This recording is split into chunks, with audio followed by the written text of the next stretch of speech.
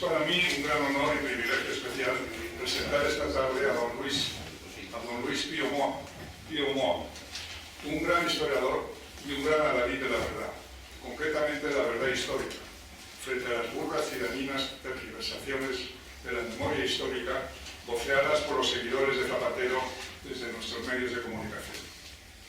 La labor de historiador de don Pío Moa es absolutamente admirable, tanto por la minuciosidad de sus investigaciones como por la profunda visión de sus planteamientos, por su rigurosa objetividad y por su redacción sencilla y elegante. No es un historiador monotemático, como demuestra su magnífica Nueva Historia de España, publicada en 2010, ni es solamente un gran historiador, es también un ameno articulista, un incisivo ensayista y un buen novelista. Sin embargo, considero que su faceta de adalid de la verdad histórica frente a las mentiras de la memoria histórica es aún, si cabe, más valiosa para nuestra sociedad y para nuestra democracia.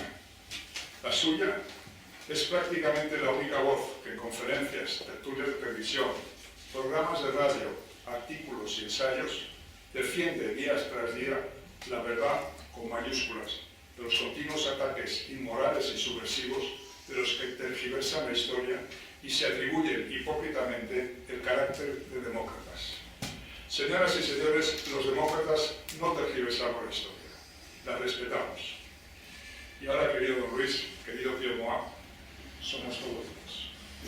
Bueno, muchas gracias a mi amable presentador, muchas gracias a todos ustedes por su presencia. Vamos a hablar un poco de los mitos del franquismo, perdón, de los mitos de la guerra civil y no sé si hay gente que quiere entrar o algo.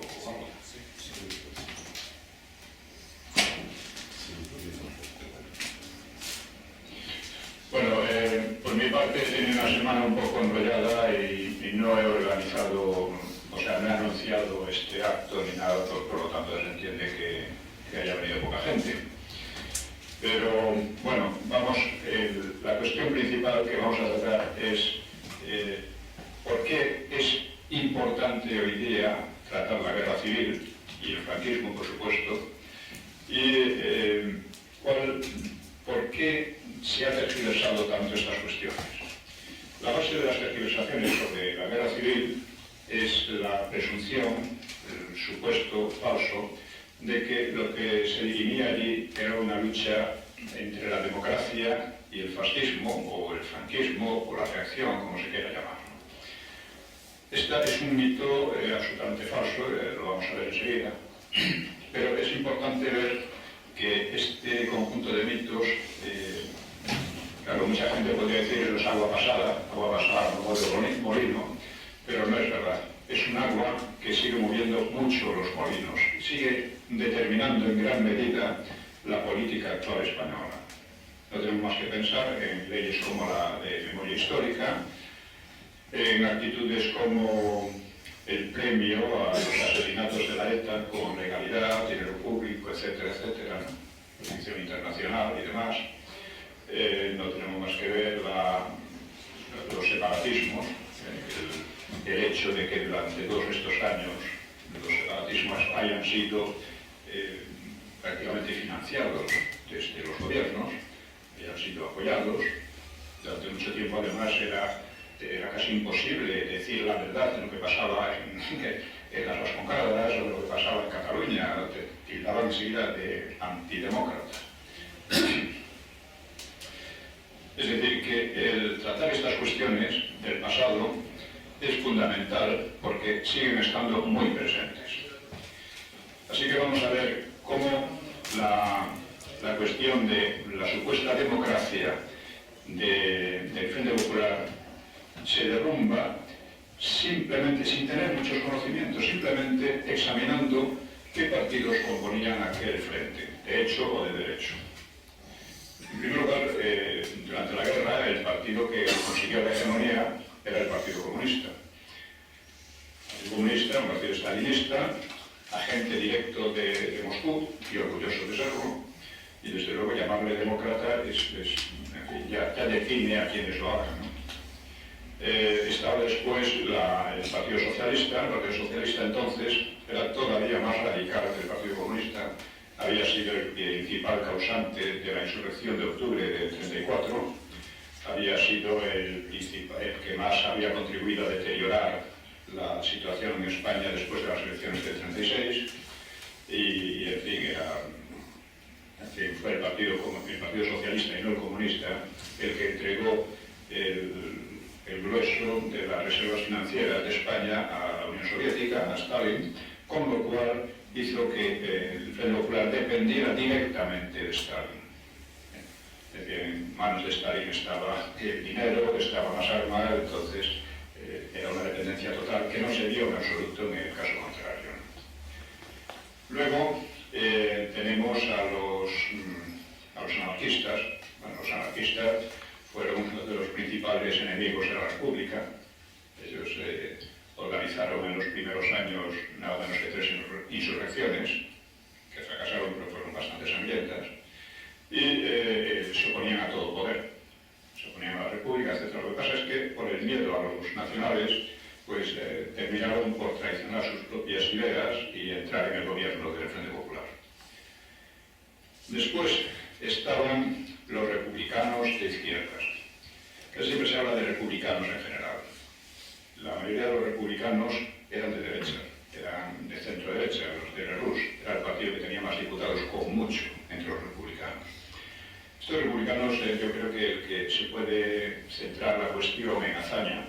Azaña era la encarnación de la República, como le llamaban, y Azaña era tan demócrata que cuando perdió las elecciones en noviembre de 1933, no se le ocurrió mejor cosa que tratar de proponer un golpe de Estado, de tal manera que el presidente de la República, que era entonces Ángel Zamora, pues anulara las elecciones y convocase otras con garantías de que ganaría la izquierda. Este era Azaña. Y como él, otros republicanos de izquierda, ¿no? Hacían lo mismo. Azaña fue también el hombre que colaboró, por lo menos su partido colaboró en la insurrección del 34, colaboró así, vamos, de manera declarativa. Luego lo negó, pero es indudable que estaba complicado.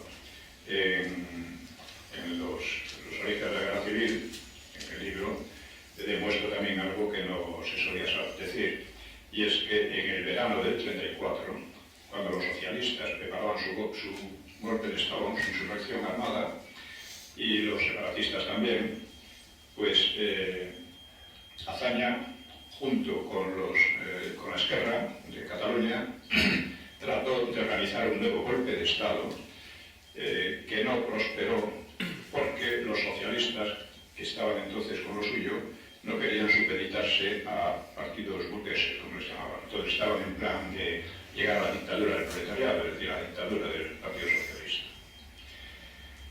Esto eran los demócratas republicanos. Y luego estaban los separatistas. De los separatistas casi siempre se olvida cuál es la base esencial de su ideología. Es el racismo. Ellos parten de que vascos o catalanes son una raza superior, que los demás españoles somos medio africanos o en todo caso muy inferiores, parecidos al gorila, decía Sonia Arana, y los catalanes también. Es decir, hasta en 1934 todavía se intentó crear un instituto, ¿cómo se llamaba?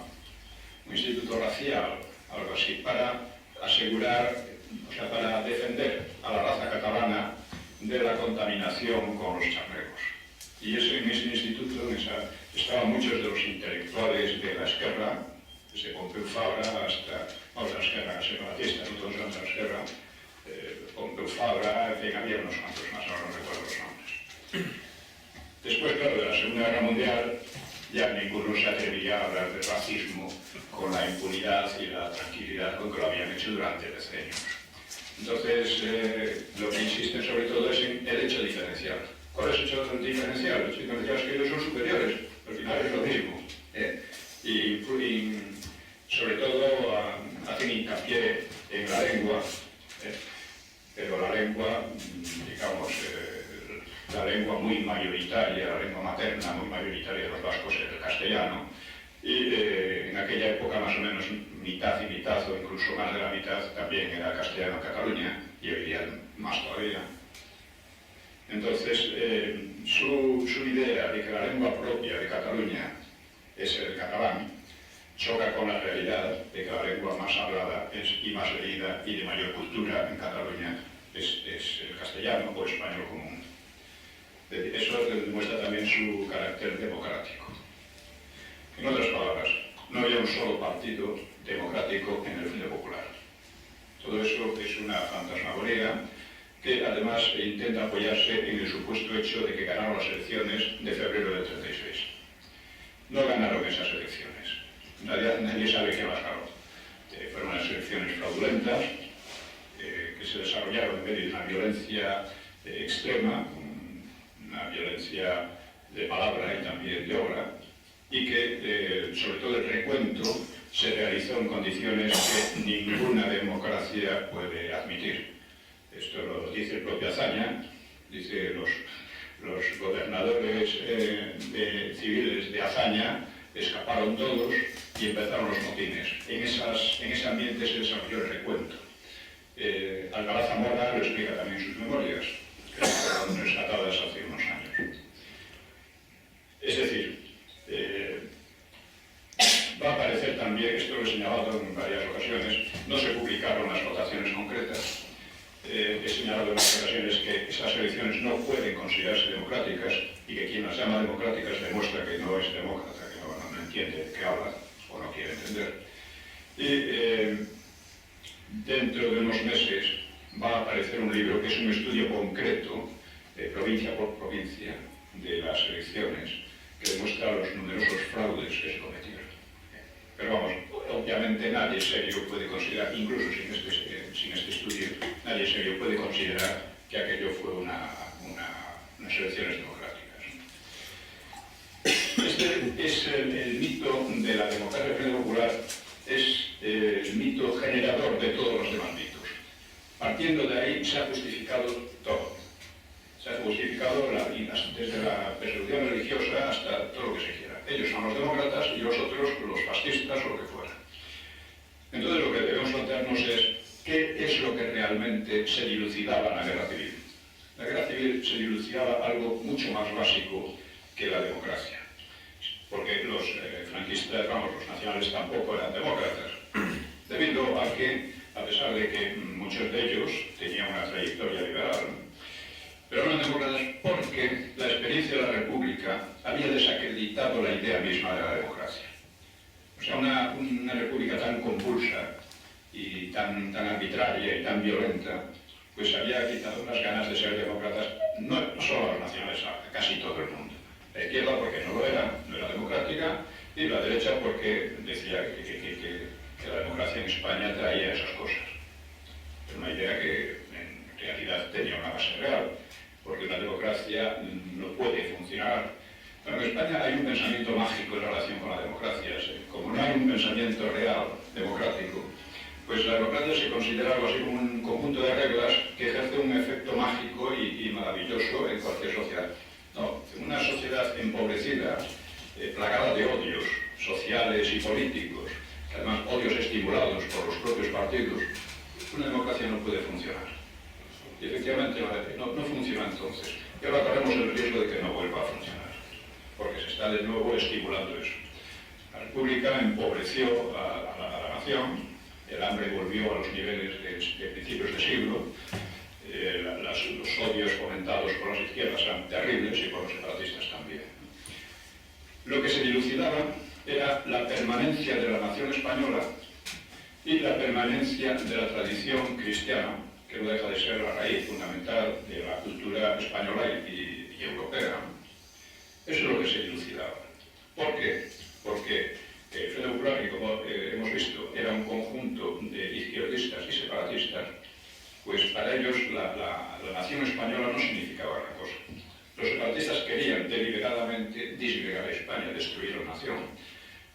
Y los otros no es que lo quisieran, pero tampoco les importaba demasiado. Y esa es la razón por la que se hablaban precisamente con estos separatistas. Esto es así de simple. El peligro de disolución de España era real, era muy real. Y en cuanto a a la cuestión del cristianismo, que le llaman anticlericalismo, pero es anticristianismo, en realidad, pues tenía una tradición muy larga ya de asesinatos, de violencias, de crímenes, que la República ya empezó, antes de un mes de inaugurada, ya empezó con la quema de conventos, se le llaman, pero conviene decir que eran conventos, bibliotecas y centros de enseñanza. Estos que siempre hablan de la cultura contra el oscurantismo, lo primero que hicieron fueron quemar bibliotecas, centros de enseñanza y obras de arte muy valiosas. Y esto lo hicieron a lo largo de... Y cuando llega la guerra civil, ya es una cosa tremenda, ¿no? Sin límites, ¿no? La cantidad de bibliotecas que destruyeron, de obras de arte que destruyeron o robaron, etc. Bueno, es algo extraordinario. Esto lo trató, estas cosas las trató con cierto detenimiento en los mitos de la guerra civil, sí. Y he hablado de ello también en el libro Los mitos del franquismo. La capacidad de la izquierda para crear mitos es verdaderamente sorprendente. Uno de ellos, voy a citar un par de ellos simplemente, es el mito de la matanza de la Plaza de Toros de Badajoz. Sobre ello ha habido una literatura gigantesca. Y quien la originó no fueron propiamente las izquierdas españolas, fue un pseudo periodista, un useño norteamericano, que hacía un poco de izquierdista y que hacía un poco de agente del Frente Popular, agente publicitario, ¿no? O propagandístico. Se llamaba Jay Allen. Y en los mitos del franquismo analizó como que era muy improbable que este señor estuviera presente en Badajoz y que le hubieran contado lo que él dice que ocurrió. Según él, entró en Badajoz y estuvo hablando con los militares, con los altos jefes militares de allí, que le contaban cómo habían masacrado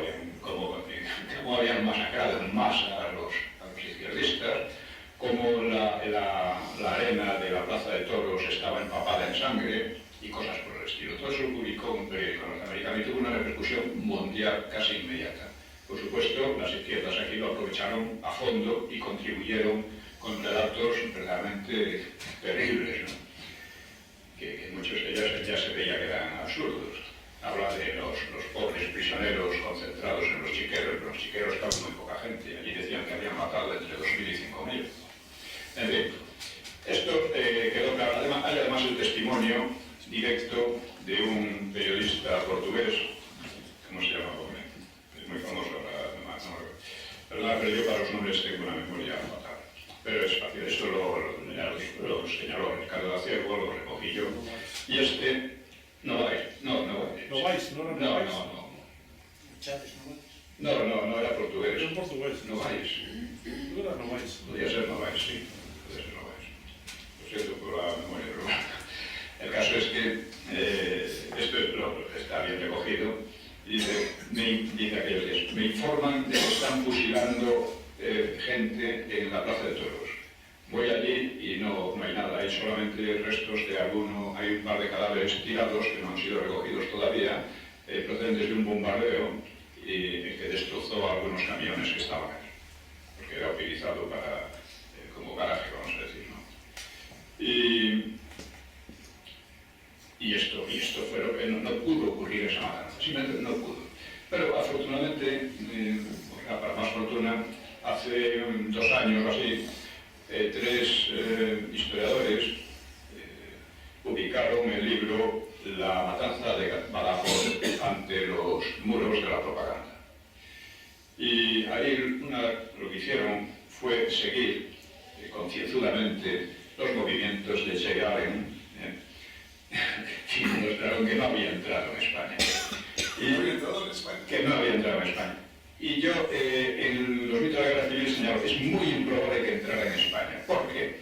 En primer lugar, es muy improbable que los altos militares se dedicaran a darle material de propaganda para decir las mayores burradas, ¿no? Pero aparte de eso, es que sí había estado en Sevilla entrevistando a Franco. Y sacó una entrevista en que denigraba absolutamente a Franco, en todos los aspectos. Decía que Franco estaba dispuesto a matar a la mitad de los españoles y cosas por el estilo, ¿no? Entonces era muy improbable que después de eso se atreviera a entrar en el lado nacional y conversar con los militares como si tal cosa, ¿no? Hay también otro, entonces en este libro, que es de Moisés Domínguez y otros dos autores, en este libro, por cierto, Moisés Domínguez ha sacado un libro hace poco desmintiendo a Viñas, Ángel Viñas, que decía que Franco había matado al general Balmes para poder salir de las Canarias y encabezar el movimiento. Esto es, este Moisés Domínguez destroza por completo toda la argumentación de Viñas con documentos, ¿no? Empezando por el de la autopsia. Bien, nos encontramos entonces con esta capacidad de mitificación que es casi espeluznante y que exhibe. Hace pocos años se descubrieron unos huesos en el barranco de Órgiva, en Granada, y el diario El País sacó a toda plana una información terrible. Aquí habían sido asesinados entre 2.000 y 5.000, había versiones, igual que en Badajoz, entre 2.000 y 5.000 prisioneros republicanos, se llaman republicanos, ellos fueron los que destruyeron la República. Entre 2.000 y 5.000 salían hasta testigos que habían visto, testimoniaban cómo llegaban los camiones por la noche, bajaban de allí a hombres, mujeres y niños, los pegaban con la cabeza y los tiraban a una fosa, ¿no? Y luego le echaban calvillo. Bueno, al cabo de unos días, el análisis forense demostró que los huesos eran de cabras y de perros. ¿Qué pasó? Pues que El País lo publica en una cartilla pequeñita, perdida, en una de esas páginas que nadie lee. Ahí, su capacidad para mentir es gigantesca. Y esa capacidad parte de la idea, que es falsa, prácticamente falsa, de que aquellos eran republicanos demócratas.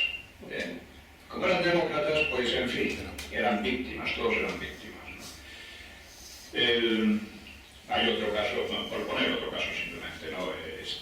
Zarrías, el diputado socialista, complicado en los seres falsos, y era uno de los que votaban a cuatro manos en el Senado, me parece, o algo así, ¿no?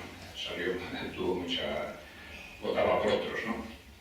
Y Zarrías decía que, claro, su abuelito había sido fusilado por los franquistas por el delito de ser un alcalde elegido por el pueblo. Bueno, lo que pasó con este abuelito fue que era un alcalde, efectivamente, de un pueblo allí de Andalucía, y pues, había sido responsable de 12 asesinatos o algo por el estilo en el pueblo, y a dos de ellos muy curiosos, porque resulta que su hija estaba enamorada de un fascista, y claro, él no quería desgraciar a su hija. Entonces permitió que el fascista escapara y en su lugar fusiló a otros dos. Era el bueno de Zarrías, la pobre víctima, y por ser un demócrata. Bien, digo esta capacidad de invención que está y que tratan de seguir envenenando a la población con historias que estaban olvidadas y que son falsas en su mayoría. Empezando por decir que estos señores eran demócratas. La ley de memoria histórica habla de las víctimas del franquismo. O sea, después de la guerra, durante la guerra también, resultó después de la guerra, pues fueron fusilados pues mucha gente. Probablemente en torno a 11.000 o 12.000, no los 100.000, 200.000, 80.000 que ellos hablan. Fueron fusilados en su mayoría porque se trataba de personas complicadas en los asesinatos de la guerra civil. Eran chequistas, eran asesinos, eran torturadores, eso es lo que eran en su mayoría. Naturalmente, que cayeron algunos inocentes, es imposible que no cayeran en aquellas circunstancias, ¿no? Pero ellos tendrían que decir quiénes eran los inocentes. Pero lo que dicen es que ponen a todos como víctimas, con lo cual revelan lo que son, porque elevan a la categoría de inocentes a los asesinos, a los chequistas, y rebajan a los inocentes al nivel de los asesinos. O sea, esto revela lo que es ya la ley de memoria histórica. Por poner otro dato curioso, en esta ley se conceden 135.000 euros, que no es una cantidad pequeña, a familiares de personas muertas en defensa de la democracia entre 1968 y 1977, me parece, sí. Bien, en esa época nadie murió en defensa de la democracia, porque la oposición al franquismo era de comunistas y terroristas, una de otra. Pero precisamente, que es lo significativo, en 1968 es cuando la ETA empieza a asesinar, casualmente. Es decir, es una ley pro-chequista y es una ley pro-etarra, no se puede definir de otra manera. Y es, en esas circunstancias, a eso hemos llegado, y esta es, como decía al principio, no se trata de agua pasada, sino es un agua pasada, sí, pero que muere constantemente los molinos políticos de ahora. Bueno, voy a hablar para no extenderme, luego podemos hacer un coloquio que podrá ser más interesante, de otro mito típico que es el de Guernica. En Guernica hubo un bombardeo, efectivamente, ellos lo han adornado mucho más. Fue un bombardeo un día planificado para coincidir con la feria, en una población sin el menor interés militar, etcétera, etcétera. Bien. La realidad es que Arbone, causó, nos dicen 800, otros 1.600 y otros hasta 3.000 muertos. Una población pequeña como la Guernica. Bien, nada de esto es falso. Jesús Salazar hizo un estudio muy pormenorizado, viendo los enterramientos, todo lo que puede contribuir a señalar la cantidad de muertos, y fueron como máximo 126, en gran parte porque no tenían, las autoridades de momento, el PNV, no habían previsto nada, había un refugio antiaéreo muy pequeño, ¿no? Insignificante y mal hecho, ¿no? Parte de las víctimas fueron por eso. Lo más espectacular de Guernica fue el incendio que destruyó la mayor parte de la población. Pero también hay que decir que ese incendio se originó por las bombas incendiarias que tiraron los alemanes, obviamente. Era una ciudad con mucha casa de madera, pero los bomberos de Bilbao, que está muy cerca, tardaron 3 horas en llegar y se fueron sin haber apagado el incendio. El incendio seguía hasta que consumió una gran parte del pueblo. Hay otro aspecto, dicen que era un ataque a los símbolos vascos, no fue un ataque a nosotros, los alemanes no tenían la menor idea de los símbolos vascos que decían. Un símbolo decía Azaña, dice, fui a Guernica y me enseñaron unos cuantos cachivaches que decían que eran símbolos y representativos de una tradición. Se llama cachivache. En fin. En Guernica lo que ocurrió fue un bombardeo de interés militar que no lo tuvo debido a las discrepancias entre von Richthofen y Mola. No se llevaban bien. La idea de Richthofen era que si tras bombardear Guernica se atacaba en esa dirección, se copaba a un número muy considerable de tropas enemigas, ¿no? Pero Mola decidió atacar por Durango, con lo cual el bombardeo no sirvió para nada. Pero Richthofen, que ya lo sabía, pues tenía que haber obrado en consecuencia. Él mismo dice, no me he portado muy desconsideradamente en Guernica o algo así. Bien, la cosa es curiosa también porque a raíz de lo de Guernica, que por cierto en los periódicos de Bilbao al día siguiente no aparecían datos de muertos, o sea, como si no hubiera habido casi ninguno, el PNV lanzó llamamientos a intensificar la lucha para resistir a ultranza a los fascistas, ¿no? Y mientras tanto estaba compinchándose con los fascistas italianos para una rendición por separado. Y después de Guernica, esas conversaciones se intensificaron y llevaron precisamente a la rendición de Santoña y a la primera batalla, a la primera victoria de masas de Franco. O sea, capturó en Santander, pues no recuerdo cuándo, pero una gran cantidad, 60.000 o algo así, enemigos y un gran botín de guerra. Gracias al PNV. No porque el PNV se hubiera vuelto franquista, sino porque, como veía que iban mandando de la guerra sus aliados, pues los traicionó, pura y simplemente. Les traicionó tratando de llegar con los fascistas italianos, estos sí que eran fascistas, de llegar a un acuerdo de rendición por separado que les permitiera salir, de marcharse ellos, por lo menos los dirigentes y gran parte de las tropas, y claro, Franco dijo que ni de broma. Bien, pues esto es, hay que decir también que los llamados republicanos sí realizaron bombardeos del tipo de Guernica, por ejemplo en Cabra, en Cáceres y en otros lugares. Es decir, bombardeos sobre poblaciones sin el menor interés militar, muy en retaguardia y simplemente por hacerlo. Es muy interesante consultar los partes de unos y de otros. Los partes rojos, vamos a llamar así, los partes del Frente Popular, se jactaban abiertamente de sus bombardeos sobre la población civil. Por ejemplo en Oviedo, por ejemplo en Huesca, por ejemplo en otros muchos lugares. Franco, en fin, está documentación que prueba que ordenó que no se atacara a la población civil, que se atacaran solamente objetivos militares. Y en general fue obedecido. En Guernica no lo fue, en Durango tampoco y en Barcelona tampoco por los italianos.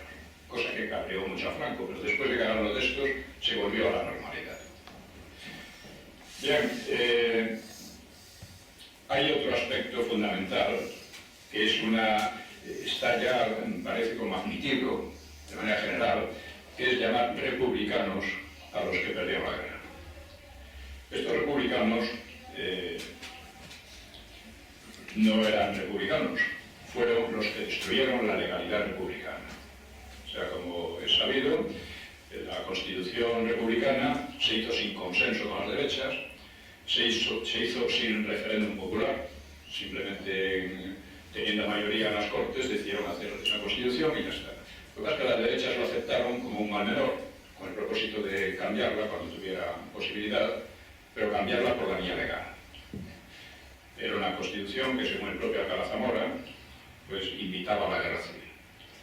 Porque, en fin, entre otras muchas cosas, pues hacía del clero unos ciudadanos de segunda, de los católicos en gran medida también, causó una serie de estragos casi inmediatamente en la cultura, porque, por ejemplo, con la expulsión de los jesuitas, se cerró el único centro superior de estudios económicos que había en España, en Deusto, porque era jesuita, se cerraron observatorios astronómicos, fue un desastre, ¿no? Aparte de escuelas y todo tipo de...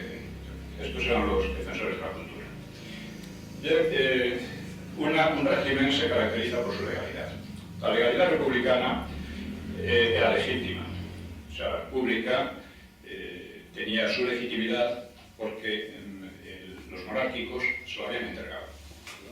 Pura y simplemente se lo entregaron. Esto lo dice el propio Maura. Maura dice que nos regalaron el poder. Si te lo han regalado, o sea, fue un golpe de Estado de los monárquicos contra la propia monarquía, que por cierto había ganado las elecciones municipales. En eso tenía esa legitimidad. El grueso de la derecha la aceptó, la CEDA en particular, la aceptó. Pero llega el 30 y... La idea de la izquierda era hacer una constitución y una ley electoral que garantizasen que siempre gobernarían ellos. Bien, llega 1933, después de una experiencia de 2 años, que la gente terminó absolutamente harta de aquellas violencias y de aquella inestabilidad, y resulta que quien gana por gran mayoría es la derecha y el centro-derecha, que además se unen un poco para gobernar. Bien, en ese momento las izquierdas se sublevan contra su propia legalidad, contra la legalidad que ellas mismas la habían hecho. El PSOE, los comunistas, porque en la insurrección del 34 participan el PSOE, los comunistas, parte de los anarquistas, y participa también los republicanos de izquierda con declaraciones, desligándose de la República, ¿no? En aquel momento, de las instituciones en aquel momento, incluido el Partido de la FEM. Bien, esta es ya es un golpe terrible a la legalidad que ellos mismos habían hecho. Esto lo señalaron varios comentaristas. Y cuando llegan las elecciones del 36, ya no son democráticas, son unas elecciones de imposición, con mucha violencia, con muchas irregularidades, y a continuación lo que viene ya es la destrucción total de la legalidad republicana, de la propia legalidad republicana. Está bien, está bien. Está bien. Bueno, fue la destrucción de la propia legalidad republicana por los que se siguen llamando, los historiadores siguen llamando los republicanos. A partir de las elecciones del 36, la legalidad cae por tierra absolutamente. Es una verdadera orgía de asesinatos, de quemas de iglesias, de registros municipales, de periódicos de la derecha, en fin. Esto lo cuenta Azaña en sus diarios. Azaña hay que leerlo porque nadie describe mejor lo que era la República que él. En algún momento llega a decir esto, solo son capaces, dice de los suyos, son capaces de una política de amigachos, incompetente, de codicia y botín, sin ninguna idea alta. Eso lo dice el propio Azaña, entre otras muchas cosas que dice. Entonces, realmente, a partir de febrero del 36, de las elecciones aquellas, la legalidad queda destruida, y queda destruida por estos señores. Hay un hecho que revela ya cuando el asesinato de Carlos Sotelo, pues es muy interesante, que era prácticamente el jefe de la oposición, el segundo, pero en aquel momento era el primero, porque era el que era el más batallador en las Cortes. El asesinato ocurrió después de que fue asesinado el teniente Castillo, que este era un elemento que vamos, era instructor de las milicias socialistas, instructor en terrorismo, no era otra cosa. Y este instructor, que había participado en lo del 34, pues fue asesinado por un grupo posiblemente falangista o carlista, en fin, hay diversas versiones. E inmediatamente estos matan a Calvo Sotelo, después de intentar matar también a Gil Robles, curiosamente, pero que no estaba en su casa y se salvó por eso. Bien, es muy interesante cómo intentó Prieto, y como siguen intentando muchos izquierdistas, justificar lo de Carlos Sotelo. Decían, primero habéis matado vosotros a Castillo, o gente vuestra o gente de derechas ha matado a Castillo, así que no os extrañéis de que haya una represalia y tal y cual. Primero, no se puede poner en el mismo plano un asesinato de un policía, militar o lo que sea en aquellos momentos, que estaban ocurriendo constantemente y que no tenía trascendencia política, excepto para la derecha, que estaba siendo masacrada, ¿no? No se puede poner en el mismo nivel que el asesinato del jefe de la oposición. O sea, eso ya es un absurdo. Pero lo más revelador es precisamente la comparación. O sea, Castillo fue asesinado por un grupo terrorista y Carlos Sotelo fue asesinado por otro grupo terrorista, que eran las fuerzas de seguridad del Estado y los milicianos socialistas. Es decir, las fuerzas de seguridad del Estado se habían convertido en un grupo terrorista según la confesión implícita del propio Prieto. Que yo creo que Prieto fue el que estuvo detrás de ese asesinato, porque hay muchas cosas que coinciden. Y en fin, el mero hecho de decir que eran republicanos, tratar de dar la impresión de que la República continuaba después de febrero del 36, ya revela el grado increíble de falsedad en que se ha desenvuelto la historiografía española en todos estos años. Incluso estas cosas han sido aceptadas por la derecha, han hablado del bando republicano, etc. Fue el bando que destruyó la República. Porque no olvidemos que en el 34 quien ataca a la República son estos llamados republicanos, y quien la defiende son la CELA, incluido Franco. Eslerús, son todos ellos. Ellos son los que defienden la legalidad republicana a pesar de que no les gustaba en absoluto.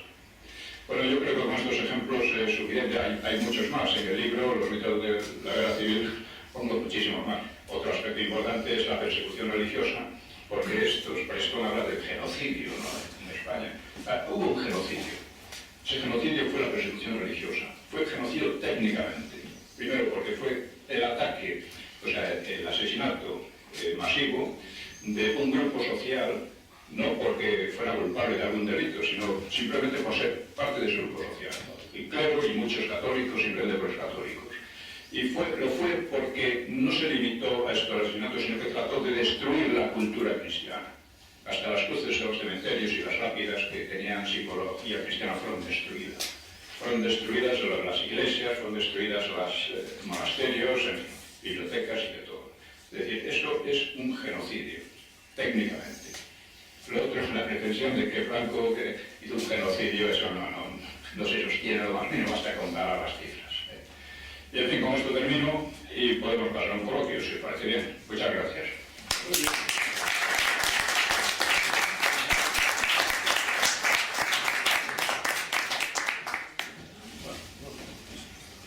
Lo único que hay que decir que es que el Evangelio dice: los hijos de las tinieblas son más astutos que los hijos de la luz.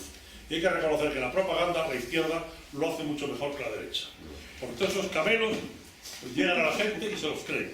Y encima en el campo nuestro está usted y pocos más, y no tenemos las televisiones ni nada. Y ya la gente corriente se cree todo eso, porque se llevan años machacando y machacando mentiras, y como son cosas más que no las han vivido, porque la gente que tiene, yo sí las he vivido, porque cuando murió Franco yo tenía 40 años y había cumplido 80 dentro de 15 días. Pero bueno, la gente que no ha vivido, pues lo puede creer, claro. Y llevan, que te pego y tal, y ya se creen todo eso. No, pero eso ocurre porque la derecha Es cobarde. ha intentado, deliberadamente la transición, la derecha ha intentado privar a los españoles de su historia, diciendo que hay que mirar al futuro. Mirando al futuro sin tener en cuenta el pasado es repetir todos los errores posibles. Bueno, esta es la política. La izquierda empezó al principio con cierta cautela, empezó el ataque, las cosas. Y la derecha renunció por completo a... Es más, tenemos el caso de Ricardo Sierra, o el mío, con respecto, ¿no? En Ricardo Sierra, quien más lo machacó fue la derecha. Más que la izquierda. Entonces ahí tenemos un ejemplo, ¿no? Se ha dado un hecho histórico nuevo que no había ocurrido en la República, por ejemplo. La derecha pues defendía España, defendía la cultura cristiana, defendía muchas cosas. La derecha actual no defiende nada de eso. Simplemente deja hacer a los otros y los sigue. Y sigue la iniciativa de los otros. La ideología, la lucha de las ideas, todo eso ha quedado en un bando, porque el otro ha renunciado a ello. Esto es de ahí vienen las cosas. No simplemente que sean más hábiles, es que los otros no quieren meterse en eso, creen que es un berenjenal. Y viene de esto, que decía de... Los demócratas son los que lucharon contra los nacionales, los demócratas son los antifranquistas. Claro, lógicamente, ¿quiénes lucharon contra el franquismo? Pues los comunistas y los terroristas, no lucharon otros. Por lo tanto, ellos son los demócratas por antonomasia. Por ello a la ETA hay que tratarla especialmente bien, darle una salida política, que ya desde la transición se puso en marcha. La salida política significa reconocer los asesinatos como un modo de hacer política. Significa reconocer, aunque se diga lo contrario, que los presos etarras son presos políticos. Y al final, la única excepción fue Aznar. Pero Aznar puso a la ETA al borde, precisamente aplicando el Estado de Derecho, sin más. Puso a la ETA al borde del abismo según propia confesión de ellos. Y a continuación viene Zapatero a rescatarlos. Y Rajoy sigue la misma política. Pues entonces, por eso digo que estas concepciones que parecen cosa antigua y que ya, bueno, dejémoslo, porque tal... No, es que están moviendo constantemente la política de ahora. Por eso es tan importante, yo creo, apoyar a Pío. Es nuestra voz. Yo creo que es una voz muy capacitada. Lo ha demostrado una vez más esta noche. Y está solo. O sea, está solo contra unas fuerzas impresionantes.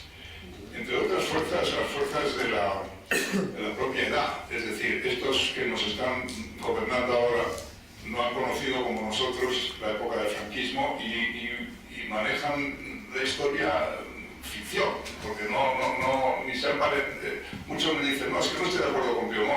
¿Has leído alguno de sus libros? No lo voy a leer. ¿Sabes lo que te quiero decir? Llega un momento en que uno dice, bueno, es que estamos en un mundo de una ficción que se ha creado que es terrible. Y por eso el programa de Cita con la Historia de Pío pues es prácticamente la única voz que tenemos. Por eso me permito pedir vuestro apoyo y ayudarle en eso, ¿no? Yo no sé si hay alguna pregunta más sobre estos temas. Yo quería preguntar referente al tema del bombardeo de Guernica. El famoso cuadro, yo he oído que no tenía demasiada relación, ya que era un motivo de tauromaquia que Picasso había pintado y que luego lo atribuyeron al bombardeo. ¿Cuál es la verdadera historia? Bueno, yo no lo sé con plena certeza, pero desde luego es un cuadro de tauromaquia que luego lo aplicó y ha quedado así también. Yo oí a Juan Larrea, un poeta izquierdoso, ¿verdad?, que contó toda esa historia. Ese cuadro fue hecho para un encargo de la exposición de la paz en París en esos años. Y se hizo pues una cosa rarísima, en fin, que no hay que la entiende y tal. Pero vino lo de bombardeo y dijo, de paz nada, Guernica. Y lo bautizaron Guernica como lo hubieran bautizado Tomelloso si hubiera sido bombardeo Tomelloso. Porque eso tendría un tío con una boina, un toro por aquí, pues no tiene nada que ver. Y luego más Guernica como si fuera Hiroshima. Y Guernica tenía 8.000 habitantes. Eso es un barrio de claro. Eso es historia, 125 muertos. Hay que ver lo que ha vivido en las dos guerras mundiales. Lo que entiendo que el objetivo militar era el puente. El puente. Para impedir. Era el puente. Sí, pero que no que no lo consiguieron destruir. No, pero vamos, destruyeron. Otra cosa que se dice es que atacaba los símbolos vascos y ninguno, ni el árbol ni nada de eso fue tocado. Los alemanes no tenían ni idea de esos símbolos, ellos simplemente atacaron en una dirección, se ha visto en los sitios exactos en que cayeron las bombas una tras otra y no tiene nada que ver. Guernica fue atacada 2 veces aéreamente, una por los italianos y otra por los alemanes.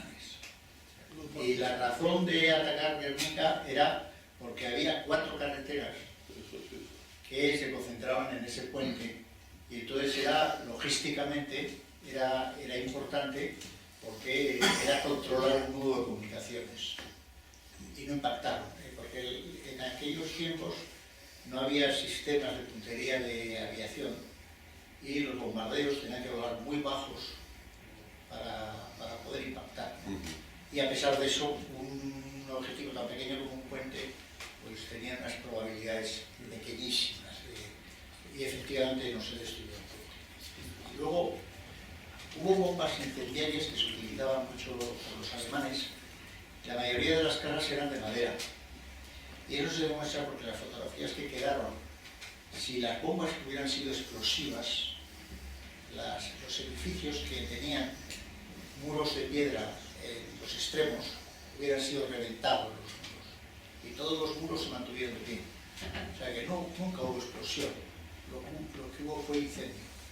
Los incendios se fueron propagando de una casa a otra. O sea que no es que se bombardearan todas las casas, es que los incendios se fueron corriendo. Y lo que has comentado tú de que los bomberos se marcharon, porque aquello ya no tenía solución, estaba todo el pueblo estaba incendiado.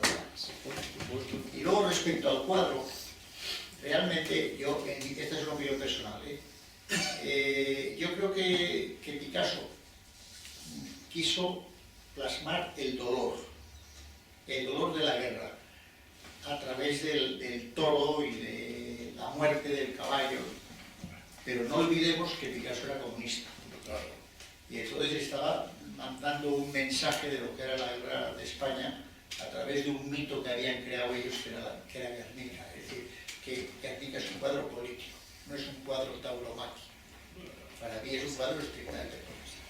Por lo menos así ha quedado. De todas maneras, es interesante señalar que el mito fue creado por 2 corresponsales ingleses, Steer y no me acuerdo quién otro. Y fue creado, que no estuvieron en el bombardeo, llegaron después, y fue creado, que eran además conservadores, estos eran izquierdistas como los de Yale, eran conservadores,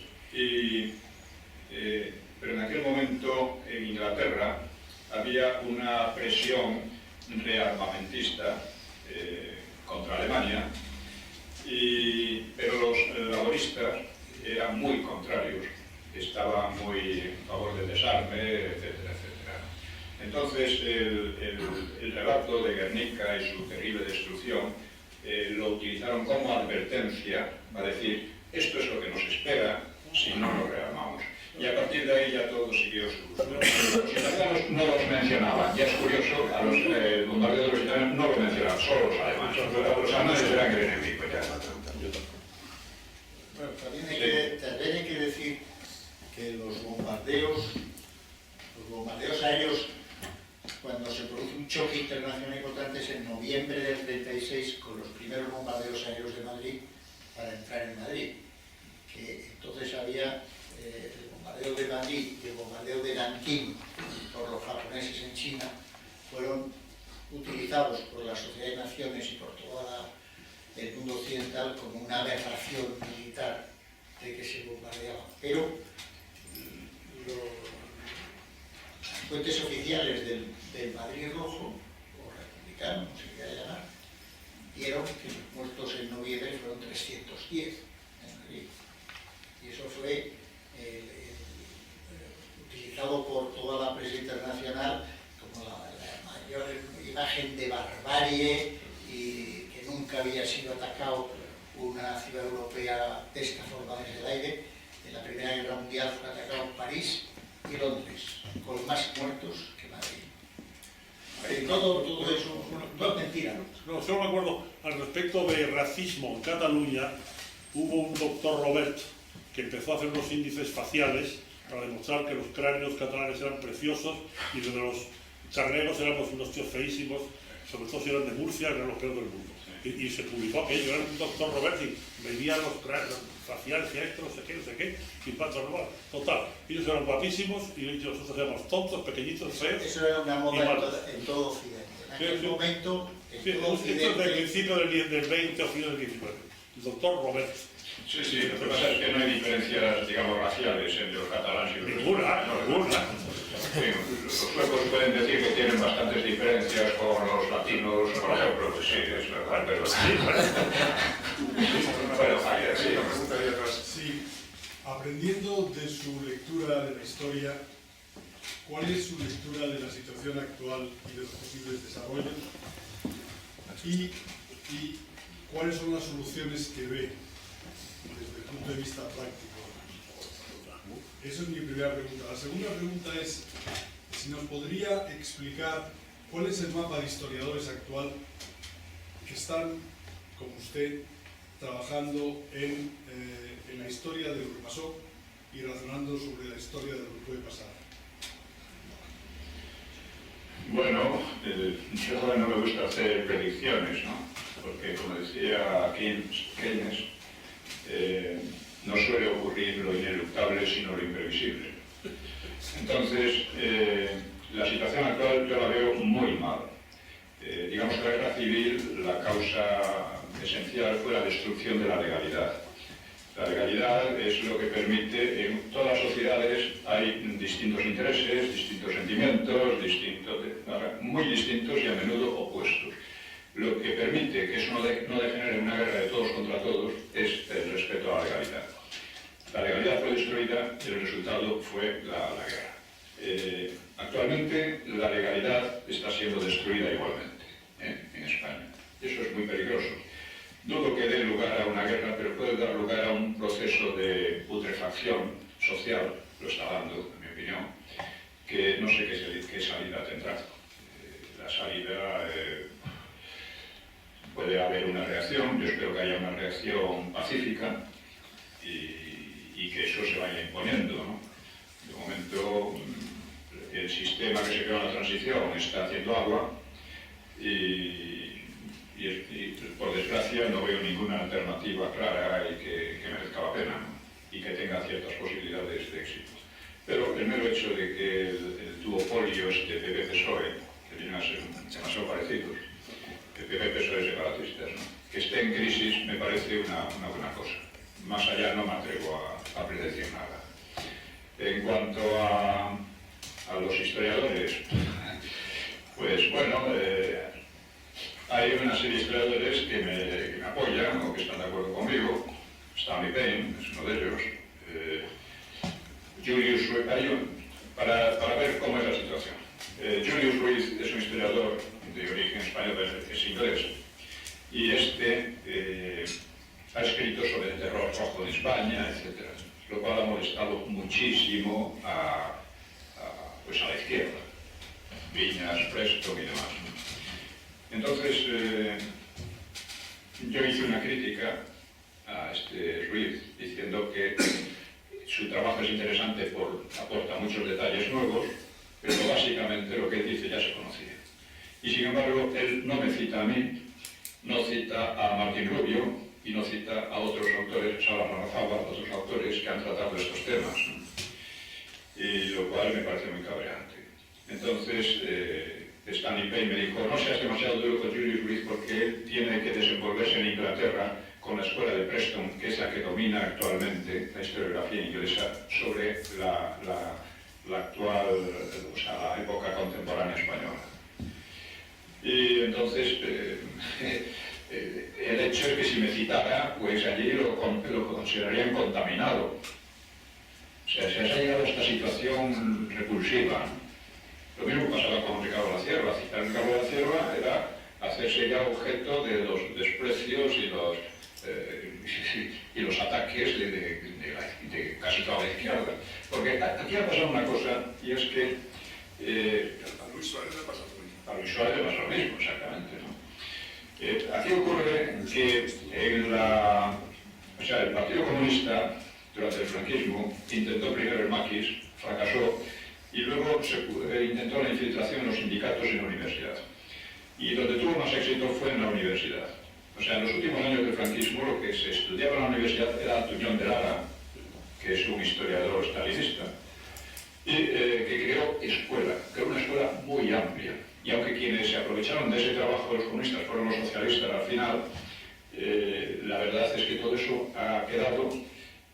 Ellos han sido además muy agresivos, la derecha ha sido muy cobarde ideológicamente, y el resultado es que hay una gran mayoría de historiadores que siguen eso. Julián Marías lo decía, es una mentira profesionalizada y subvencionada, y que es difícil oponerse a ella. Dice, hay muchos que se oponen, pero no se atreven.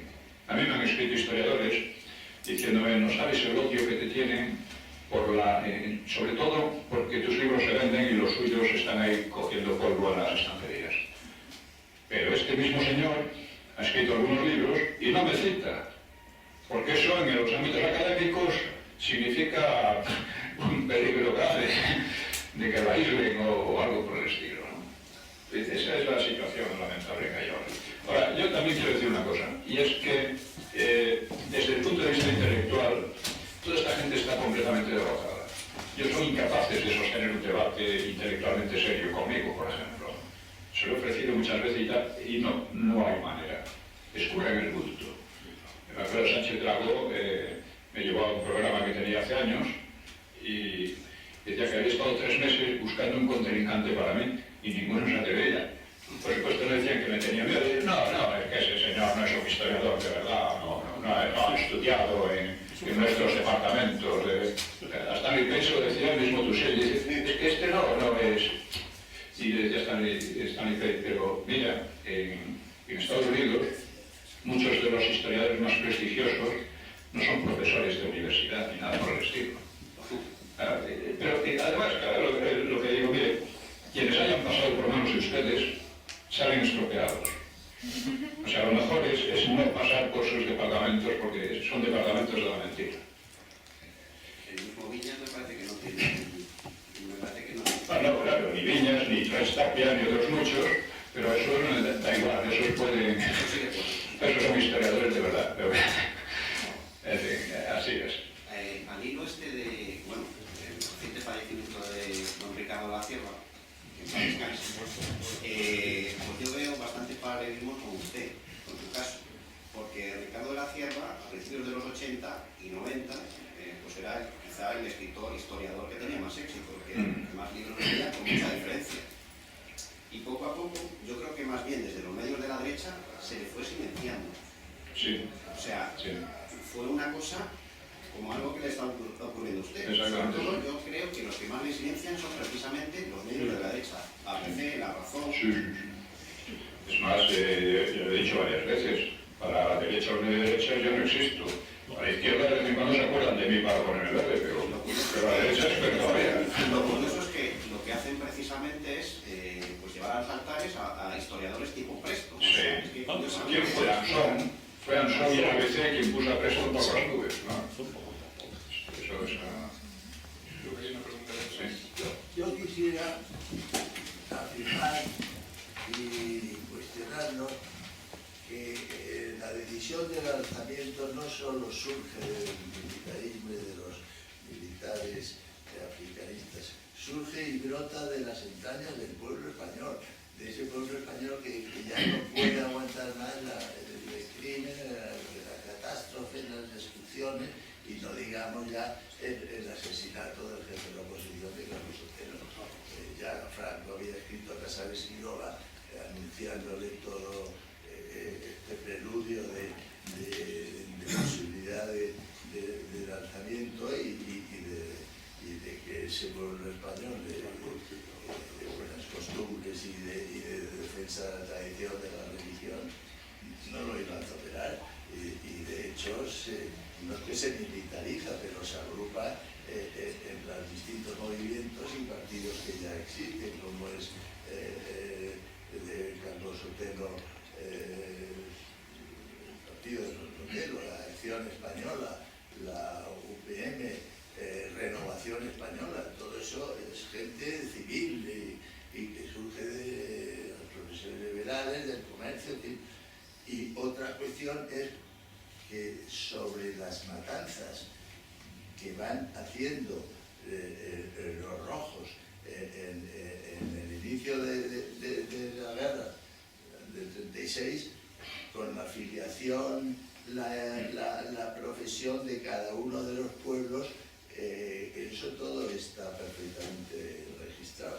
Y tampoco han hablado de la causa general, digo incluso nuestra derecha, y ¿por qué no en la causa general se dice que todos los que fueron, digamos, condenados o fusilados fueron después de un proceso y de un juicio contradictorio, no por albur, y que se perdonaron a muchos asesinos que las propias familias que habían sido víctimas, las familias, digamos, nacionales, pidieron el perdón de ese asesino, digamos, o de ese condenado. Sí, evidentemente. Es decir, que yo creo que no solo fue un golpe de Estado militar, ni el franquismo, fue el propio Estado español, el propio pueblo español, y de hecho en muchísima parte territorial de la geografía española no hubo guerra y fue nacional totalmente, ¿no? Bueno, efectivamente, inmediatamente muchísima gente fue voluntaria, muchísima gente apoyaba, eso es sabido. En el propio ejército estaba muy dividido y había tantos africanistas entre las izquierdas como en el otro bando. De hecho, parece que la Falange, que era un partido que era residual prácticamente en la República, a partir del lanzamiento empezó a mucha gente, sobre todo en la afiliarse a ellos. Refugium Christianorum, me llamaba. No, Refugium Peccatorum. Mucha gente se pasaron a pagar. Eso era después. Sí, no, ya plena guerra. Pero José Antonio solo se había elegido una vez, la segunda vez no. Solo una vez, y él solo, nada más que él solo. Yo soy profesor en un instituto y a los niños en los libros de historia les enseña que Franco era un dictador sanguinario que disfrutaba por las mañanas tomando chocolate con churros y firmaba penas de muerte. Pero así, se lo dicen tan felices los profesores de historia. Esto es lo más suave que dicen. Bueno, ¿eso de dónde sale? Sale de San Enrique. Y Franco no firma más que los indultos. En España las penas de muerte, corríjanme Pío si me equivoco, la firmaban los presidentes de los tribunales militares correspondientes. Franco no firmó ninguna pena de muerte. Además, si no firmó ni una sola, solo indultos. Tendría que remontar esos documentos. Es decir, la verdad es como ir contra la marea, porque todo el mundo cree que por las mañanas se despachaba, un poco menos que Eso creo que el origen estuvo en Sáenz Rodríguez, que era un embustero compulsivo. ¿Era? Juanista, ¿no? Sí, era juanista. Estuvo complicado en cosas muy feas al final de la Guerra Mundial, de alta traición realmente. Con los servicios norteamericanos, lo cuentan con los servicios secretos. Pero Pedro Sáenz fue ministro con Franco, de Educación. Yo creo que si el PSOE hubiese respetado la legalidad republicana y Largo Caballero, en lugar de azuzar a la violencia y a todo esto y a saltarse la legalidad republicana, si hubiese acogido a esa legalidad, los militares se hubiesen quedado en su casa y hoy tendríamos tendríamos una república. Seguro. La gran tragedia es que esa tragedia de la guerra civil se la debemos al PSOE, marxista de entonces, y a Largo Caballero, particularísimamente. Y si Franco no le gusta la izquierda, hay que recordarles que se lo debemos a él. Y eso es como veo yo la cosa, ¿no? Bueno, Franco fue el último en rebelarse contra la República. Se van primero los anarquistas y los comunistas. Los comunistas no aceptaron el principio, luego jugaron con ella. Luego los anarquistas organizaron varias insurrecciones. Luego, cuando pierden las elecciones, los socialistas, Azaña y todos ellos. En el verano del 34 es cuando pierden las elecciones, la Esquerra, de Companys, dice se declara en pie de guerra. Y realmente no estuvieron en pie de guerra. O sea, Gil Robles, dada la situación, presionó un poco a Franco para un golpe militar, pero Franco se negó. O sea, Franco fue el último en sublevarse contra la República. Y cuando sublevó ya no era contra la República, era contra el Frente Popular, que era una cosa ya muy distinta. Y también el caso de Alcalá Zamora, que estuvo torpedeando todo el tiempo a las derechas. Sí, sí. Completamente. Zamora fue uno de los grandes responsables de la guerra civil. Por si no hubiera expulsado a la CEDA sin ningún motivo real del poder, pues ni hubiera convocado aquellas elecciones, que las convocó para escapar de Eli Portela del juicio de la Diputación Permanente de las Cortes, porque habían prorrogado ilegalmente los presupuestos del año anterior. Entonces, lo que hizo fue, para eludir el problema, fue disolver las Cortes y convocar nuevas elecciones en un momento de máxima crispación y de máximo orden. Si hubiera dejado transcurrir otros 2 años, que era lo que correspondía, con la CEDA en el poder, seguramente las cosas hubieran ido mucho mejor. Sí, pero desde el principio ya siempre tuvo una Sí. No, él veía muchas cosas, ¿no? Veía que la Constitución era muy peligrosa, veía lo que hacían las izquierdas, pero pertenecía a ese tipo de derechas que quiere congraciarse con las izquierdas, que quiere pasar por progresista, que no lo confundan con la reacción, etcétera, etcétera. Parece en ese aspecto un poco a Suárez, bastante, en el sentido de congraciarse. Suárez era otra cosa. Suárez, para empezar, no había leído un libro en su vida. Como decía. Ya, pero digo para congraciarse con... Sí, un poco. Yo quería preguntarle por la muerte del almirante Carro Blanco. ¿Qué opinión tiene sobre el magnicidio? Mi opinión es que fue la ETA. La ETA no era tan difícil hacerlo en aquellos momentos. O sea, la tranquilidad y la seguridad que había en España era ahora 100 veces mayor que la que hay ahora. El domicilio de la ETA, de Carrero Blanco, estaba en la guía telefónica. Entonces no era nada difícil, ¿no? ¿Y la embajada americana era consciente de algo? La embajada, en primer lugar, cuando dicen entre la embajada y la calle, hay primero una calle, la calle Serrano, con mucho tráfico y mucho movimiento. En segundo lugar, está un edificio que debe tener unos cimientos tremendos. O sea, es ridículo. Pero sobre todo es ridículo porque el máximo interés que tenían los norteamericanos en España es que no hubiera follones aquí. Claro. España tenía una importancia geoestratégica. Para él, lo último que quería es que hubiera aquí líos. Y un asesinato así podía provocar una catástrofe, nadie podía prever las consecuencias, ¿no? Pues eso, o sea, no había interés ni nada. Y luego dice que habló con Kissinger el día anterior. Bueno, pues razón de más para que no hicieran el atentado al día siguiente, hombre. Porque había que disimular un poco más, o hacerlo en otro sitio más alejado. El hijo de Carrero piensa lo mismo, Claro. que no tenía ninguna relación. No, Ninguna. yo estoy convencido que no.